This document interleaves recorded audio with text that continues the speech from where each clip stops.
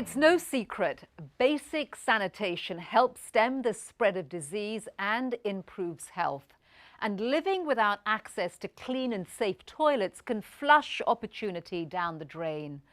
But in India, where hundreds of millions use the great outdoors, the power of persuasion is being used in innovative ways to bring about desperately needed change. This may look like a typical Indian wedding, a lavish affair in the Indian state of Haryana, celebrating the union of 23-year-old Manish Kumar and 20-year-old Babita Rani. But this bride's parents had an unusual precondition for their daughter's wedding. When my mother and my father decided about the marriage, they checked first whether there was a toilet at the groom's house. So now there is one. To earn his in-laws' approval, the groom Manish had to provide a toilet in the couple's new home, a matter of pride, dignity, and an unlikely status symbol. Fact is, in India, more people have cell phones than toilets.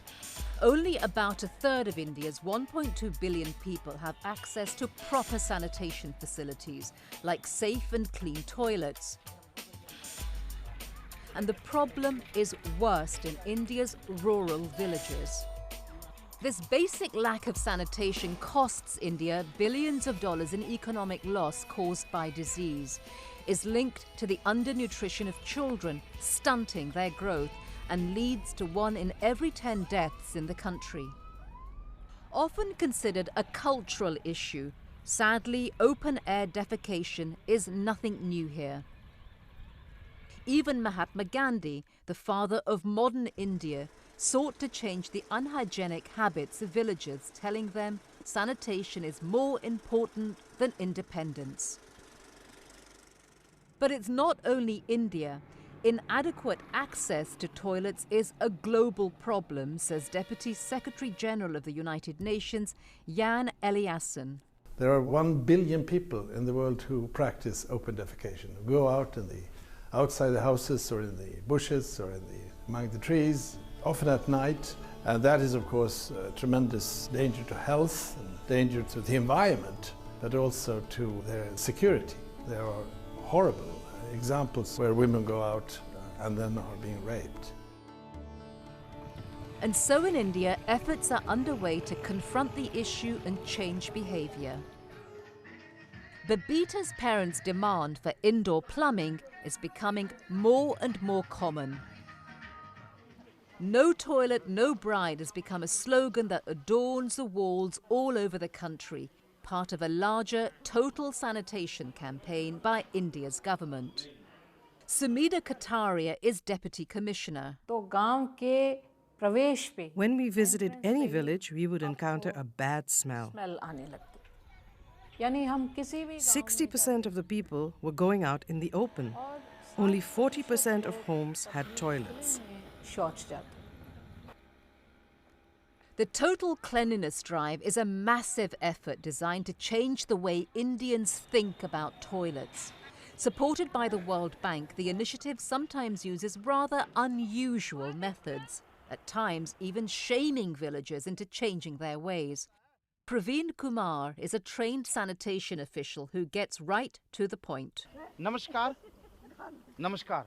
Good morning. ये क्या चीज है? Who did this?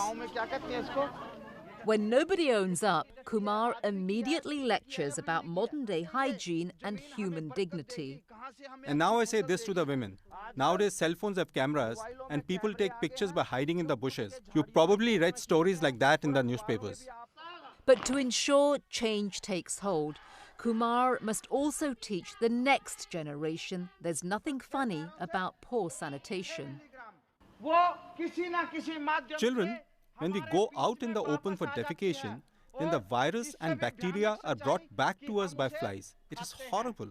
We eat these bacteria that flies leave on the food. Toilets are affordable for the majority of India's population. A porcelain model costs less than $5 in stores across India. The price of an outhouse varies with the choice of materials. Jasi Ramji lives with his son Tularam Dihiman in a modest home. They can't afford luxuries, not even a television set, but they decided to spend money on an outhouse because they now consider it more of a necessity. And then there was the peer pressure as well. Those who own a toilet save time. The people who own toilets will not get sick. If you don't have a toilet, you will feel embarrassed because people talk about it. You also have a problem when guests visit.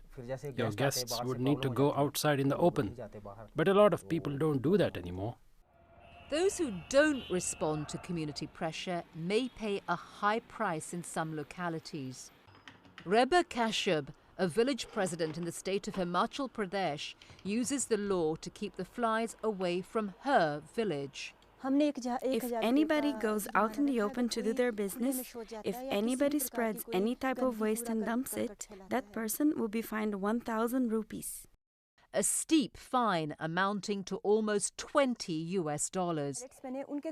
Reba points out all the houses in her village that have toilets, a rare example of a community that has reached the total sanitation goal, wiping away the practice of open-air defecation. This practice, which is existing in 22 countries, is now being faced squarely by many governments and many local communities. And I hope we will see soon improvement in this regard. But despite progress, change is slow. According to India's 2011 census, more than half of the households in the country are still without a toilet or latrine.